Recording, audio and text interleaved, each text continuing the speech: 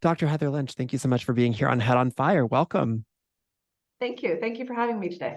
Thanks so much for being here. I came across you and your research very recently because you wrote and published, you and a team of people, don't want to forget the team, wrote and published a paper in the Journal of Personality and Social Psychology called Anger Has Benefits for Attaining Goals. And I found out about that because it was a joke on Wait, Wait, Don't Tell Me. So congratulations on achieving one of my personal lifetime goals of being a joke on Wait, Wait, Don't Tell Me. I missed the joke. I'll have to I'll have to watch and catch up on that. So I'm just very curious. First of all, for people who don't know you or your work or listen to the Wait, Wait, Don't Tell Me skit, introduce yourself and your field of study, please. Sure. I'm Heather Lench. I'm a social psychologist by training, but I've entered what they call affective science, which is the study of emotion. I work at Texas A&M University in the Department of Psychological and Brain Sciences. And so I'm curious, what prompted the what prompted the study? What prompted why anger? So it's a really boring theoretical answer, actually. There's a class of theories on emotion called functional theories of emotion. And in those theories, emotions serve a purpose. So they help us to resolve particular situations in our environment. And we picked anger because there was a lot of correlational evidence already showing that anger was related to motivation and the anger was related to outcomes that seemed helpful. And it's also an emotion that most people find negative, right? So most of us don't want to feel angry. And so that's why we picked anger. I was really interested in that part of the paper because you kind of spent some time, and I wasn't used to seeing that kind of very direct discussion in a journal publication about saying, like, we picked this partly because we are told to avoid this. So we wanted to figure out why why we're told to avoid something that might actually have some kind of use. So I was really interested in that. Could I maybe ask about you or your research group's personal history with being told not to feel angry? I haven't reflected on that very much, but Really? definitely, so usually the message to young girls in particular is not to feel angry, and so I'm sure that was part of my upbringing as well. So, what walk me through the study? I know that there were 6 different kind of experiments that you guys performed and wrote about. Is that right? So, walk me through the study. What did you guys experiment on?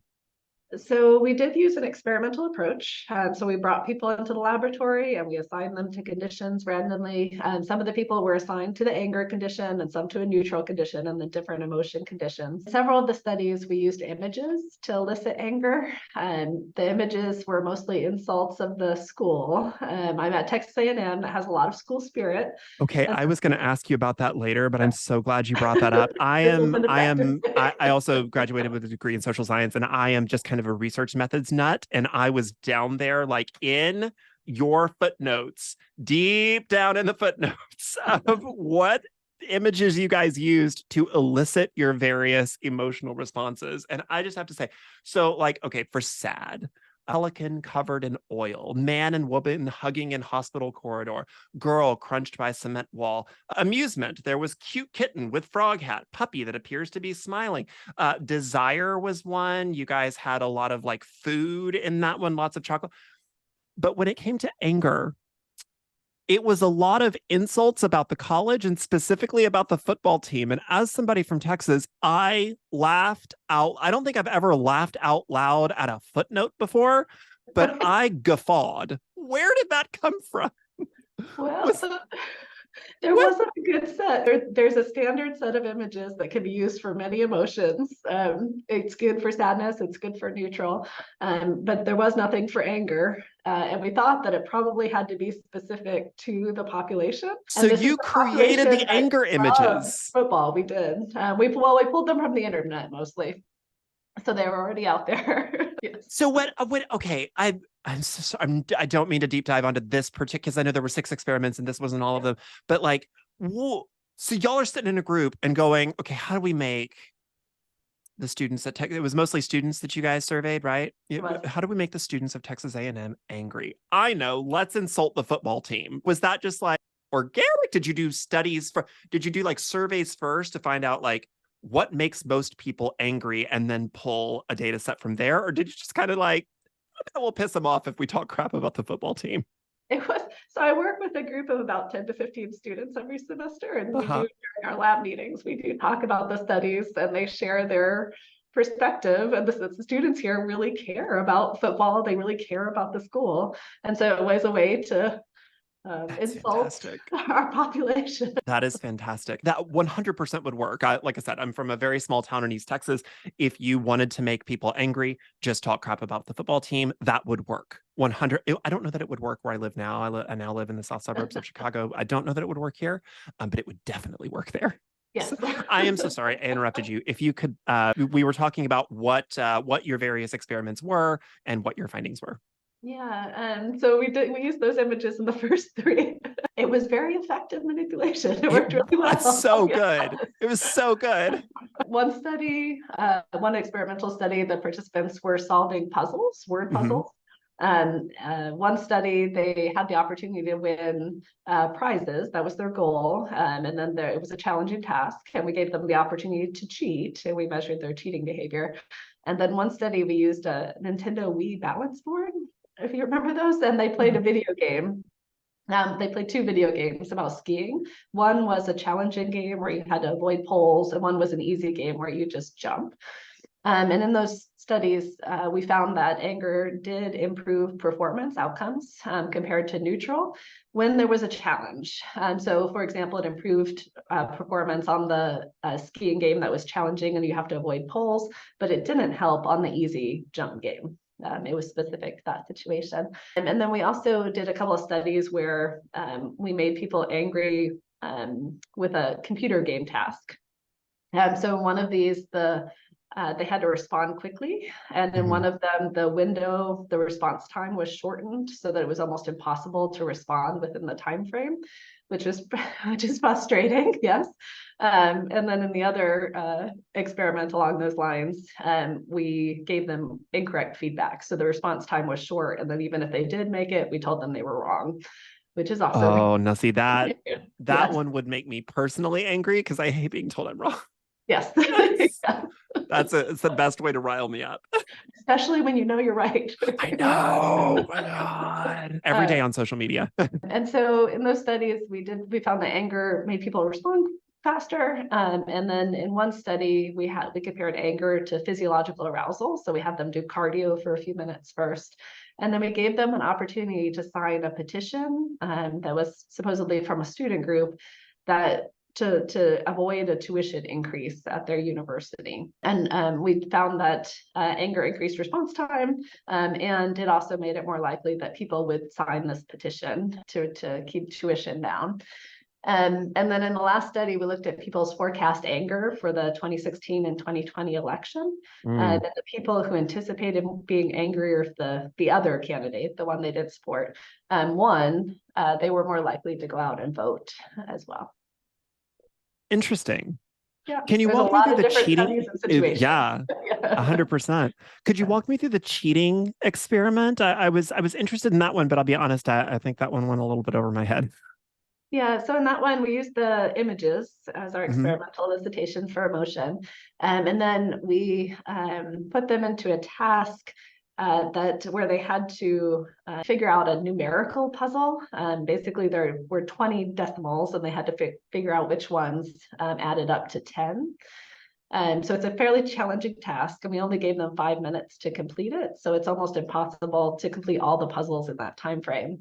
And then we told them that they could win prizes for every matrix, every puzzle that they solved, and that they should write down how many they solved and then throw away the piece of paper where they actually had their answers and just tell us how many they won.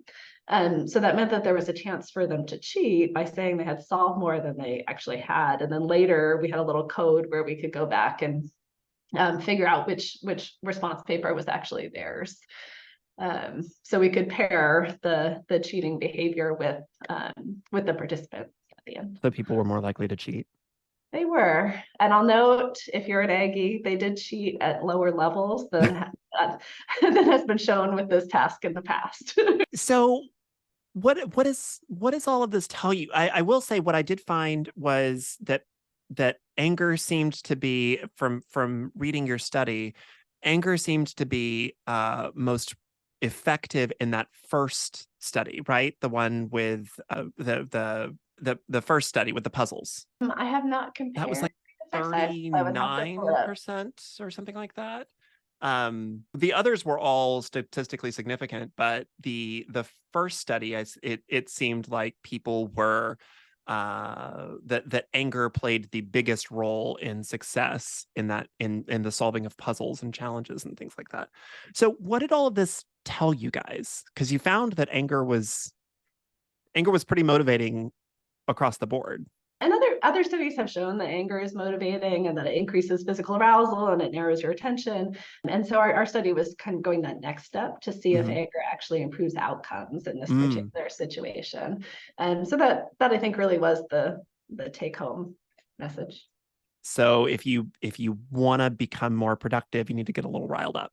It can be helpful. And there's actually there's some wonderful studies that show that people know that intuitively.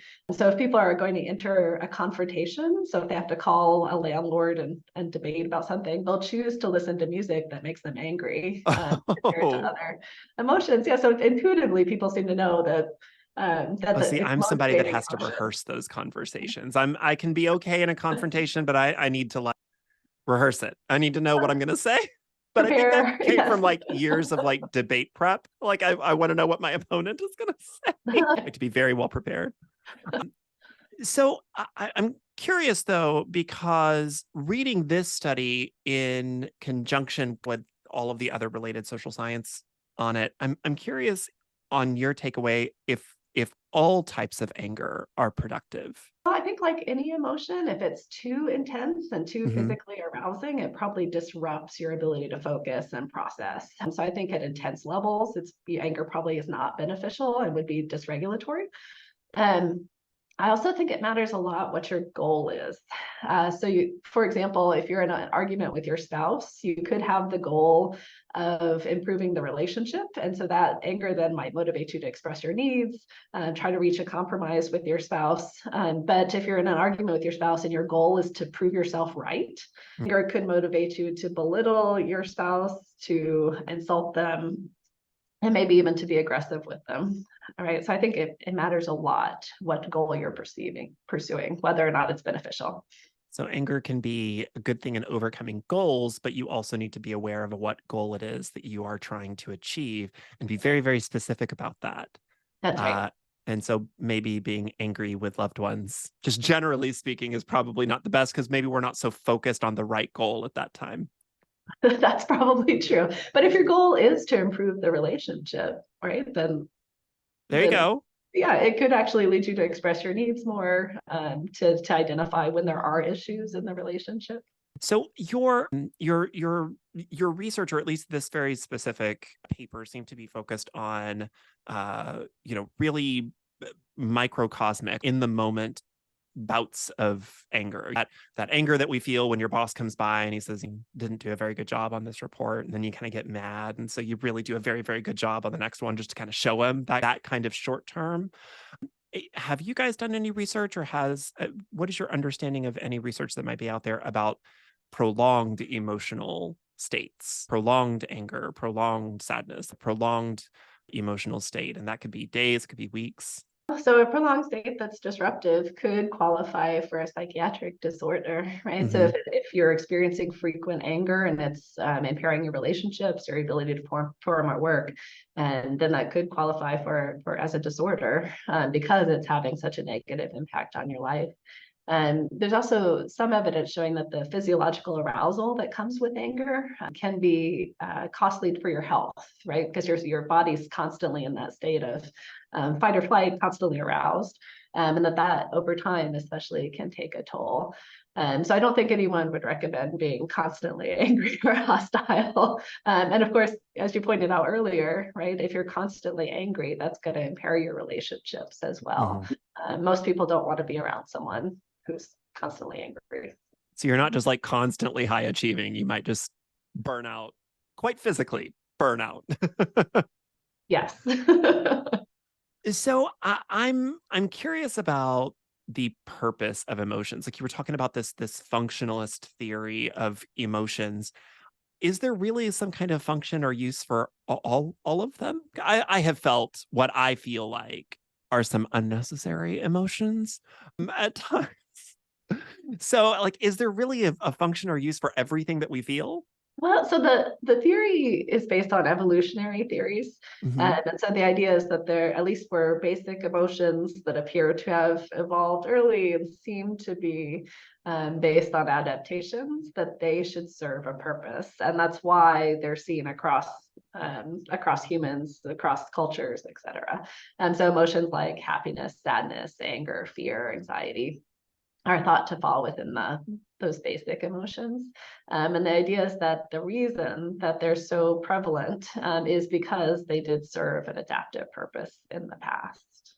Now, I am also curious about this kind of thing as it intersects with neurodivergence. So, does the same rule about getting a little riled up so that you can deal with a bit of confrontation or so that you can overcome a challenge, does that all apply? Was there any space inside of this research or maybe other research that you've done or know about as it intersects with somebody with ADHD, with autism, with some intersection of neurodivergence? We didn't ask that question directly, and I think it's an interesting question. We did include in several of the studies the individual difference measures of people's preference for emotions and how much they believe that emotions are helpful. There are some other studies that have shown that if you believe an emotion is helpful, then that can amplify the benefits of that emotion. So that's been shown for anxiety, for example. And we didn't find any evidence of that in these studies. But I think it is an interesting question in the future. At least from the theoretical perspective, the emotions should be adaptive to the situation, regardless of who you are or what beliefs you bring to the situation. What about other types of debilitating emotional states, something like depression or anxiety? One, what is the functional use for those? What is that doing for us? I get a little angry and I can, you know, clean my house. I can, tell off a bill collector or whatever. I can rise to the occasion for an hour or two. But depression, anxiety, like what are those doing for us? So we didn't do this work, but there's other work showing or arguing that states like sadness and depression, that part of their function is to remove us from an environment where things are not going well. So the Mm, theory is that we feel sad when we experience loss, and there's nothing that we can do about it. And so the idea is that so if you've been unsuccessful, you don't necessarily want to charge right back in right away. And instead, the theory is it's better to take a step back, to slow down your processing, to think carefully, to not engage for a little while, so that you can recalibrate your goals and decide what to do. And that's the idea for depression as well, is that it occurs when there's a mismatch between us and the environment, and it encourages us to take a step back and think about what's happening and what went wrong before going forward again. And then the idea for anxiety is that it helps us when there's a potential threat to our goals. mm. So when the environment in general is threatening, it might cause high anxiety. And the idea is that the constant vigilance and attention that comes with anxiety and that physiological arousal prepares us to deal with those threats. Okay, well, it doesn't work. So In theory. let me tell you, me and my therapist will tell you all that anxiety. It's not it doesn't do that for me. It's bad. It's not great. So I am a bit curious. So I do want to clarify a point. When I've seen this study and other research like it talked about online, some people will be like, "Oh yeah, of course, everybody knows that. I clean my house a lot better when I'm angry."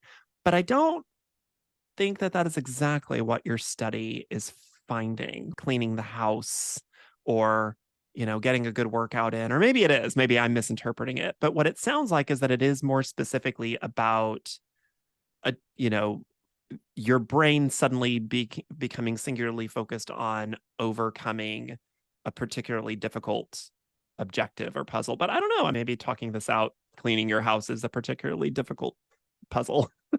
Yeah. Well, so in the theory, right, we have the perceived situation that leads to the emotion. For anger, the perceived situation is that there's a discrepancy between the environment and your goals.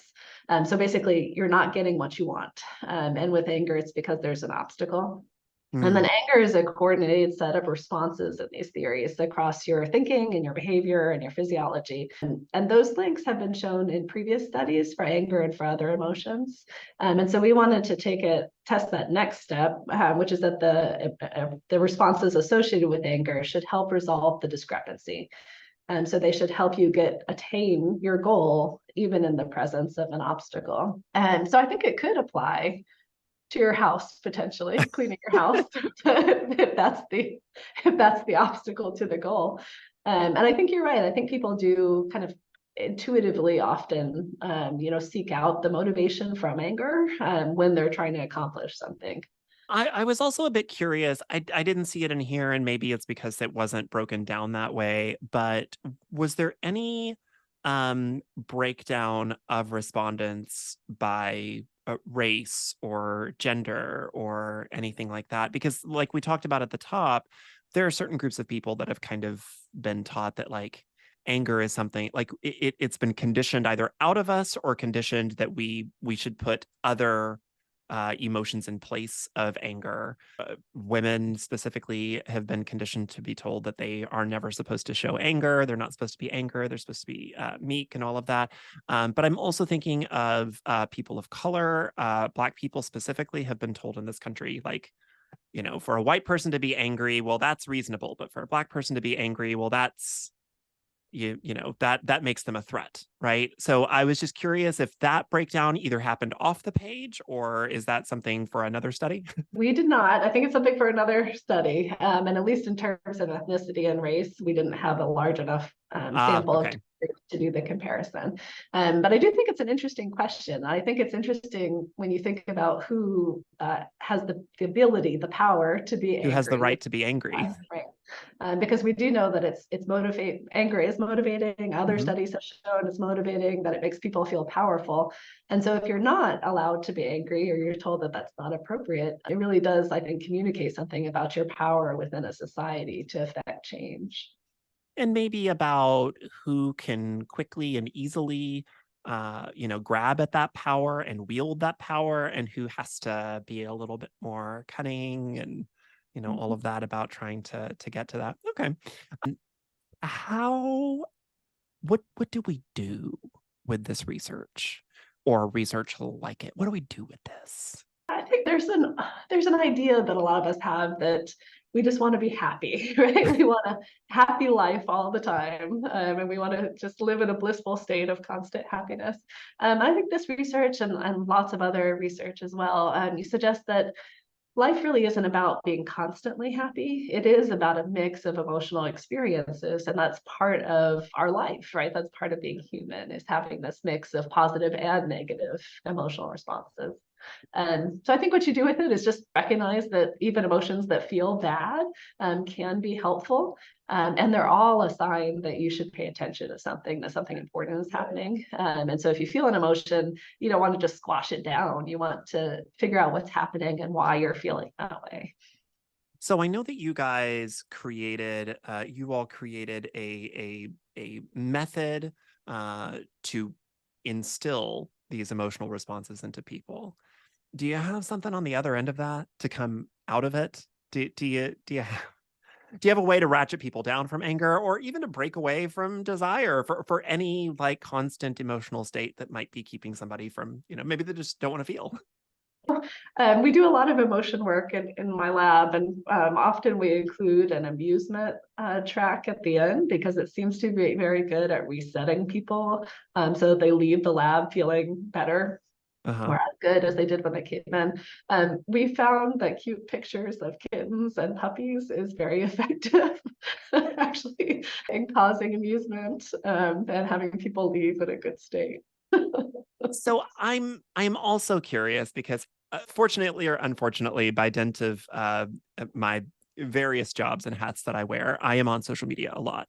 And our social media feed, it struck me as I read, that you guys put people into certain emotional states by showing them a series of images, which just very much feels like what our social media feeds look like right now. The For You page is just a constant series of videos and images and stuff that we are being fed, right? So I'm curious if you guys intersect. I mean, obviously, this specific study is not about social media, but if you're aware of or can speak to any intersection with recognizing that the same kind of processes can put us into a specific emotional state, maybe how to recognize that you're in a certain emotional state and how to break out, like, do if you're on social media too long, do you just watch a bunch of puppies and kittens and it's all better? Well, let's see. So we picked images because of past studies that have shown that images and often videos are highly effective in evoking emotion. And I'm Yeah. sure that the social media algorithms are aware of that as well, right? So part of why they're showing you things that evoke emotion is because it tunes you in to whatever the material is, and it's harder to leave the platform and break away. Right. Right. So they know that if they can make you feel something, then you're more likely to stay on your And they don't screen. really care what you feel. They don't. Like, they're very aware. They don't really care if it's positive. They don't really care if it's negative. They just care that you're continuing to engage with it. And actually, negative things tend to capture attention more than positive. I'm Which sure they kind also of know. corresponds a bit to your findings about anger. I don't know that we're taught that maybe anger isn't the best of emotions to feel, though you do become more productive or Yes. goal achieving whenever you do it. So maybe there's something about that those negative emotions inspire us to stay on, to do more, to be engaged. But like you also said earlier, if your goal is to be right, if your goal is to educate, doing any of those kinds of didactic things from a place of anger or a place of outrage or something like that, it's probably not going to result in the most conducive outcome. Right. You might accomplish your goal, but it probably won't be beneficial It's for you long it's term. not a good goal. That's right. You might not like it as much as you thought. So what is your view? I'm just interested because the field of personality research, study of emotions, that kind of thing is so interesting, and I think it's so misunderstood, which is why I wanted to talk to you. I talk to experts in misunderstood fields. I feel as though we think that we surround ourselves. We like to hear about ourselves. We love personality tests. And we've known that for a long time. There's been a lot of research done into personality tests and to the study of emotion, and really all of that is just to tell us all that we're great and wonderful things. And those take the form of personality quizzes, of astrology charts, of BuzzFeed quizzes, that kind of thing. Um, what are those? What's your view of those, like, pop psychology, pop personality quizzes? Are those doing anything for us? What's our fascination with those? So just my opinion. Yes, just your opinion. I think that we do have the sense that we don't really know who we are. And so having anything that reflects us back at ourselves, I think gives us the opportunity to explore that part of ourselves. And so I think those are useful just in terms of getting you to think about who you are and what you want. And if they're not scientifically valid surveys, I think they can be useful in There's the thinking pull for quote. yourself. Dr. Heather Lench says that astrology is not scientifically valid. There you go. I'm gonna send all the teenagers after you. No, I've come to the similar conclusions in my research. It's not anything new. I just didn't know if maybe you had a perspective on it that I was missing, or that there was a usefulness to them that maybe burgeoning science. Speaking of burgeoning science, what is burgeoning in the field of personality and emotion research that's got you excited? What maybe research you're working on, research that you've got your eye on? So we're really really interested in boredom right now. I This is love yeah, this. it's an I area. haven't read a lot of good research about boredom. There's not a lot, and that's part of why we've become interested in it. It's not clear what boredom is, or what it does, or how people respond. Yeah. I want to read that paper the moment it comes out. There's that famous Terry Pratchett quote that in a universe so full of wonders, humans invented boredom. And it's just is remarkable to me. Like, what is it? Like, what is it? It seems you would almost place it in the emotional category of like neutrality, but it definitely isn't that. Yes. So we don't know yet, but we're actually thinking that boredom might come when you feel neutral, that it might be the stick that kind of prompts you to get away from feeling neutral and go and do something. Um, Really? But that lasts a long time if it's a stick. It almost feels like a carrot. Oh, this couch is so comfortable and the world is so big and scary and sad. And I could just sit here and it's it's very much that it's very much those people from Wall-E that are in the chairs with the screens at them. And it's like, don't look at anything else, just look at the screen. I'm very intrigued at the study of boredom. I love that. I'm very excited for that. Dr. Heather Lench, thank you so much. I know this was a quick turnaround. But I appreciate you being on here and appreciate your discussion. Is there anything about anger or emotions that we didn't get to that nobody ever asks you, but you kind of wish they would? so something that people ask sometimes is what they should feel. Oh, There's no right answer, right? You should feel a mix of emotions right, throughout your day. and also maybe it's a good warning sign if you don't feel a mix of emotions. If you're only feeling one thing all the time, get get get on that. Get that Yes. looked at. Seek Get out that some looked different at. situations, different people, different goals. Yes. Yeah. And also, I think this study is a wonderful permission slip, kind of like we talked at the front, wonderful permission slip that you are allowed to feel angry and that anger can be useful. Anger can sometimes be a good thing. It's Alanis Morissette talked about that several years ago. She said, anger is a beautiful emotion, and I think that we should not, especially as women, be told not to feel that. So well, thank you so much for being here. I wish you all of the puppies and the kittens and the soft smiling dogs that your feed can handle. If people would like to engage with you and your work, is there anywhere online that they can do that? Sure. It's emotionsciencelab.com is our website, or LinkedIn or Twitter as well. Well, fun. Well, thank you so much for being here. You have a good rest of your day. Thank you.